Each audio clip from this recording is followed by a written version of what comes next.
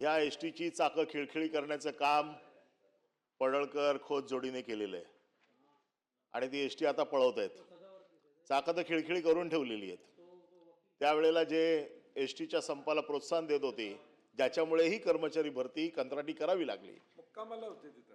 माझं एकच म्हणणं आहे की एकदा एसटीने निर्णय घेणं आता गरजेचं आहे की आपल्याला नेमकं काय करायचं आहे. एसटी खाजगीकरण करायचं आहे, कंत्राटी न्यायची आहे की ह्या लोकांना परमनंट करायचे आहेत.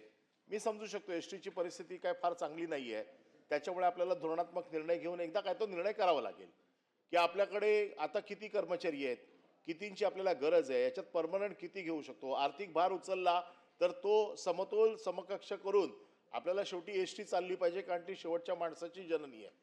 त्यामुळे ह्या सगळ्या गोष्टींचा एक आराखडा करून आपण त्याच्यावरती सरकार म्हणून एक व्यवस्थित विचार करून आपण योग्य ते धोरण तयार करावं की कंत्राटी कर्मचारी कायम कंत्राटी नका ठेवू.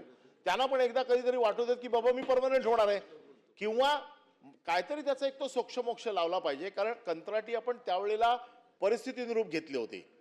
आजही ते कंत्राटी काम करतात, म्हणजे ते लोक परत कामावर आले. खरं मग त्याच वेळेला एक तर खरं कंत्राटीचं काम संपायला पाहिजे होतं, तरी देखील हे कंत्राटी चालू आहेत.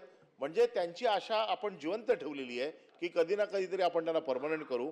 याच्या बाबतीत शासनाचं स्पष्ट धोरण पाहिजे की बाबा हे एवढे लोक आहेत, यांना या टप्प्याने आम्ही परमनंट करू आणि त्यांना सेवेमध्ये त्यांना घेतलं जाईल. असं एखादं धोरण आपण येत्या अधिवेशनाच्या पुढच्या अधिवेशनाच्या अगोदर आपण असं धोरण तयार करून महाराष्ट्रातल्या एसटी कर्मचाऱ्यांना न्याय देणार का. आणि त्यापेक्षा जर काही शासनाची अडचण असेल तर सतत 5 महिने जो संप ज्या गोष्टीसाठी चालला की त्यांना शासकीय कर्मचारी म्हणून घ्या, ते एक तर मग त्यांना शासकीय कर्मचारी म्हणून घ्या, जी आपलीच मागणी होती आपल्या सरकारची. आता आपलं सरकार आलंय, ट्रिपल इंजिनचं सरकार आहे, डबल पण नाही सिंगल पण नाही. आणि ट्रिपल इंजिनचं सरकार, माझी अशी मागणी आहे की सर्व एसटी कर्मचाऱ्यांना आपण सरकारी सेवेत सामील करून घेणार का. मंत्री महोदय. सभापती महोदय, सन्माननीय सदस्य ॲडव्होकेट अनिल परब साहेब हे एसटी महामंडळाचे अध्यक्ष आणि परिवहन खात्याचे मंत्री होते आणि त्यांनी सभागृहामध्ये खरोखर एसटी बद्दलची जी भावना व्यक्त केलेली आहे त्याबद्दल मी त्यांचा मनापासून आभार व्यक्त करतो की शेवटी त्या खात्याचे मंत्री किंवा महामंडळाचे अध्यक्ष म्हणून त्यांच्या कार्यकाळामध्येच हा संप झाला होता. त्यामुळे अध्यक्ष म्हणून त्यांनाही त्याची झळ पोहोचली होती आणि त्यांची सल जी आहे ती त्यांनी सभागृहामध्ये व्यक्त केली. तो संप झाला होता आणि नाईलाजानं का होईना पण त्यांच्याच अध्यक्षपदाच्या कार्यकाळात त्यांच्या सहीने ही कंत्राटी भरती झाली होती. परंतु ती का केली गेली, नाईलाज म्हणून. कारण आपले जे कर्मचारी आहे ते संपावर गेल्यानंतर ह्या कुठेही सर्वसामान्य प्रवाशांचा त्रास होऊ नये त्यांना, त्यामुळे ती भरती करण्यात आली.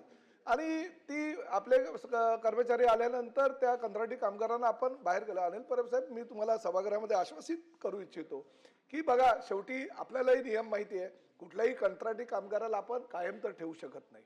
परंतु शेवटी ही जी प्रक्रिया पुढे आपण परमनंट करण्याची किंवा आपण ज्या पद्धतीने आता राज्य शासनाला मागणी केलेली आहे की जवळजवळ 17,700 पदं ही भरली जावी, त्या पदं भरत असताना मात्र ते कंत्राटी कामगार जे आपल्याकडे कायम होते त्यांना प्रायोरिटी कशी दिली जाईल, त्यांना न्याय कसा दिला जाईल. कारण शेवटी शासकीय नोकरी, भले शासकीय नोकरी म्हणून नाही, पण एसटी महामंडळामध्ये काम करायची भावना सर्वसामान्य गोरगरीब बिचाऱ्या आपल्या लोकांमध्ये असते, ड्रायव्हरमध्ये असते, कंडक्टरमध्ये असते. त्यांना असं वाटतं की कंत्राटी कामगार का होईना, पण आपण जर या ठिकाणी 5-6 महिने, वर्ष, 1.5 वर्ष कामाला लागतो, आपण परमनंट होऊ ही भावना त्यांच्यामध्ये असते. आणि त्यामुळे बिचारे ते सगळं काही सोडून आपल्या सेवेमध्ये दाखल होत असतात. आणि निश्चितपणे त्यांच्या भावनांचा आदर करून ते जर सशक्त असतील, सक्षम असतील, तर निश्चितपणे जी भरतीची प्रक्रिया आपण भविष्यामध्ये करणार आहोत आणि 18,000 भरतीची प्रक्रिया आपण करणार आहोत अनिल परब साहेब. म्हणजे असं नाही आहे की आपण फक्त 100-200 मागणी केलेली आहे. ह्या 18,000 पदांची भरती झाल्यानंतर निश्चितपणे